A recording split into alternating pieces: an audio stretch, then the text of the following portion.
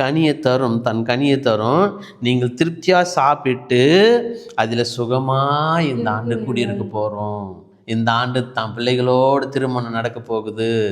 இந்த ஆண்டு உன் மகளோட திருமணம் நல்லபடியாக நடக்க போகிறது. நீங்கள் பேர பிள்ளைய பார்க்க போகிறீங்கோ. உன் பிள்ளைகள் நல்ல ஒரு வேலை ஸ்தலத்துக்கு போக போகிறாங்கோ. அதில் ஆசீர்வாதம் பார்க்க போகிறீங்கோ. வாக்கு தத்தம் தருகிறார் ஆண்டவர். வாக்கு தத்தம் செய்கிறார், உண்மை உள்ளவர். இது யாருக்கு ஏற்படுமா? இது யாருக்கு எஸ்ன்னு 100% இருக்குமா? பாருங்க, மத்தேயு நிருபம் 19ஆம் அதிகாரம் 26ஆம் வசனம். இது மனுஷனால் கூடாது. மனுஷரால் இது கூடாததுதான், தேவனாலே எல்லாம் கூடும். ஆமென், ஹல்லேலூயா. இப்போ இது யாரோ வழியில் போகிறோம், போய் எப்பா இந்த ஆண்டு இப்படி சொல்லிக்கிறாங்க, கனி தருமா, திருப்தியாக இருப்போம், நாங்கள் சுகமாக இருப்போம். இப்போ அவரோட சொல்லி பாருங்க, ஏய் லூசு பையா போடா, அப்படி தானே சொல்லுவாங்க. இது மனுஷனால் கூடாதுங்க, தேவனால் கூடும். நீ தேவனுடைய பிள்ளையா இருந்தா, நீ தேவனுடைய வீடா இருந்தா, உன் வீடு தேவனால் நிரப்பப்பட்டிருக்குமானால், உன் வீடு தேவனால் கட்டப்பட்டிருக்குமானால், உண்மையாகவே ஒரு வாலிப பிள்ளையோ வாலிப மகனோ ஒரு வீட்டு தலைவியோ தலைவனோ நீங்கள் தேவனால் இருப்பீர்களானால் இந்த வசனம் உங்களுக்கு ஆமென் என்று அப்படியே நிறைவேறும். அல்லேலூயா.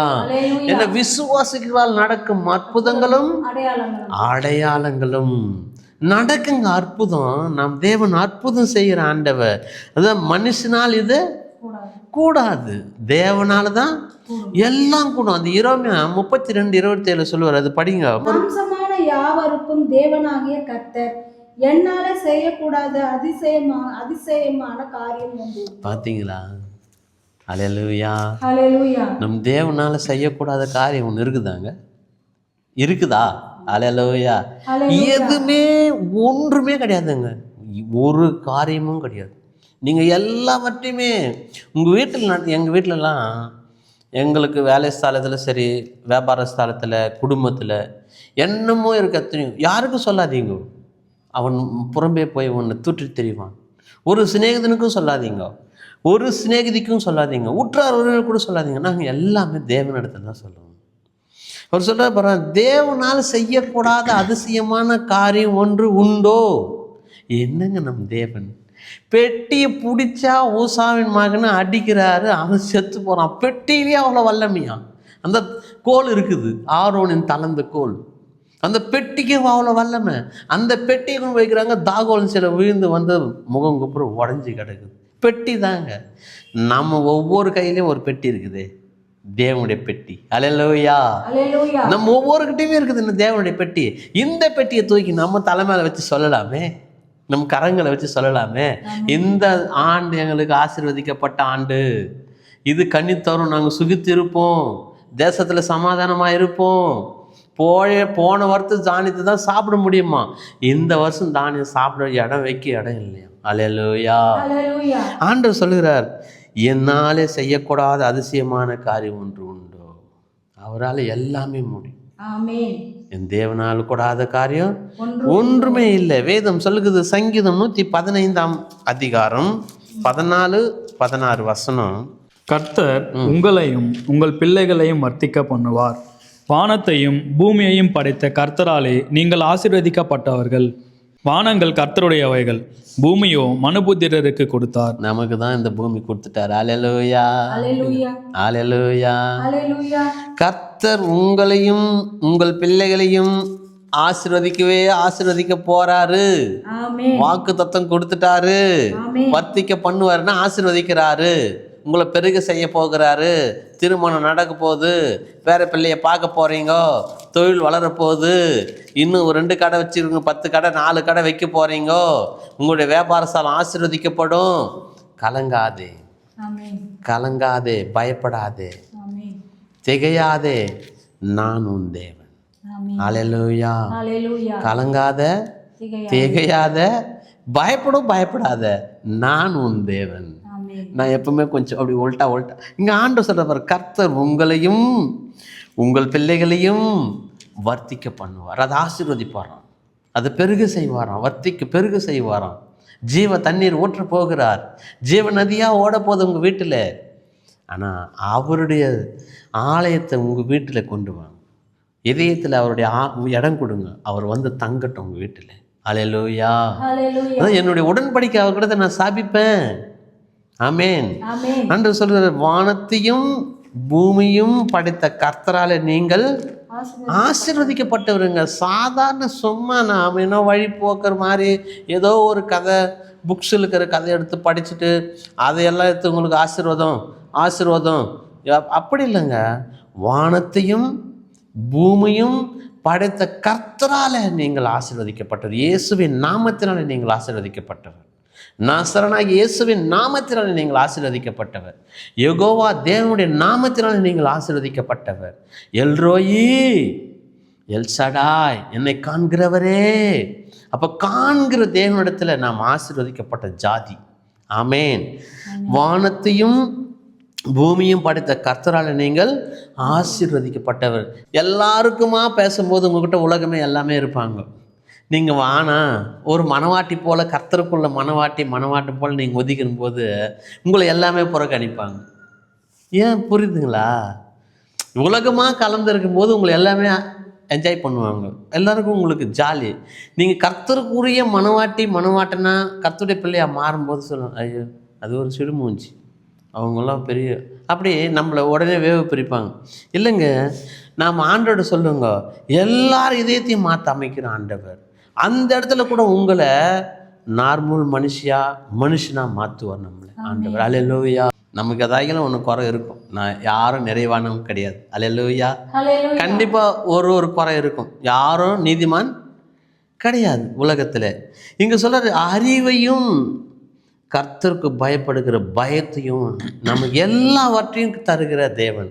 இந்த புதிய ஆண்டில், இந்த புதிய நாளுக்குள்ளே பிரவேசிக்கிற நாம, ஆண்டவரே எனக்கு ஞானம் தாங்கப்பா, எனக்கு நல்ல புத்தியை தாங்கப்பா, நல்ல அறிவு தாரோம் ஆண்டவரே, ஆலோசனையும் தாங்கோ. என்ன தரான் ஆலோசனை? நம்ம நிறைய பேர் என்ன பண்ணுவோம், நமக்கு ஒரு ப்ராப்ளம் உடனே யாரோ ஒரு ஃப்ரெண்டுக்கிட்ட போய் ஒரு ஆலோசனை கேட்போம், ஒரு நண்பன்கிட்ட போய் கேட்போம், இல்லை ஒரு ஊழியக்கார்ட்ட போய் கேட்போம். அப்படி தானே கேட்போம் ஒரு ஆலோசனை.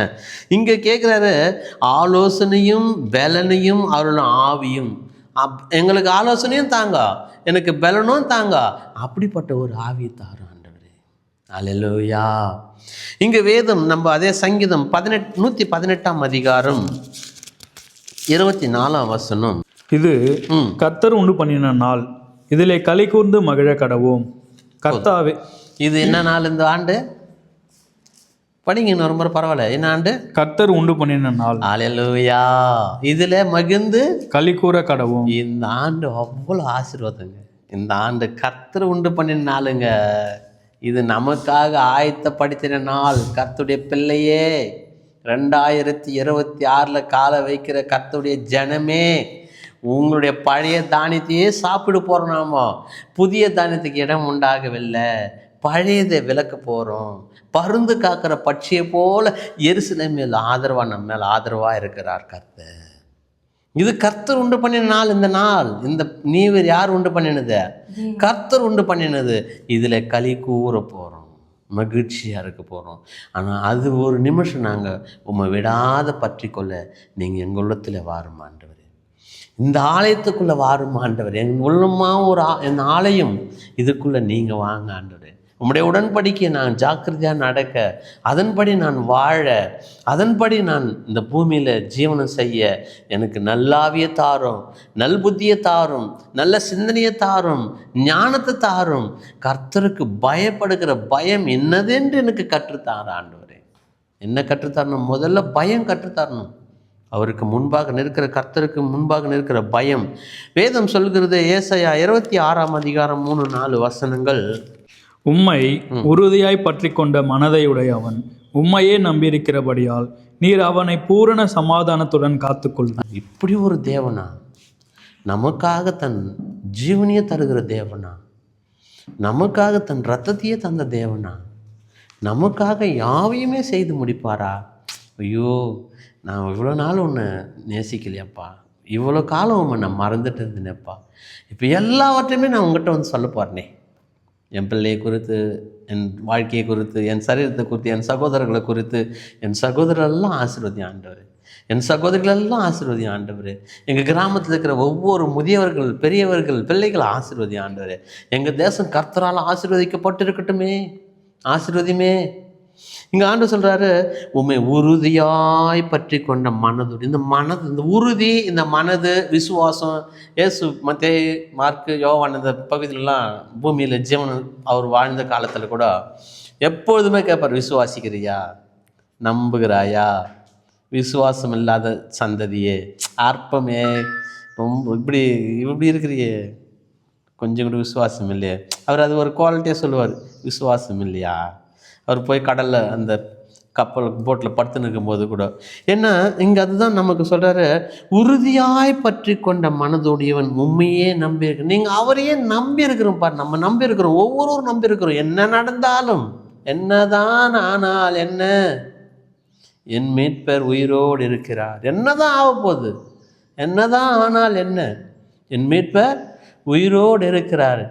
இங்கே வேதம் சொல்கிறது, உண்மையாய் பற்றி கொண்ட மனதோடையவன் உண்மையே நம்பியிருக்கிறபடினால் நம்மளை அவர் பூரணமாக நடத்துகிறாரா. குறைவே கிடையாது, குறைவே கிடையாது.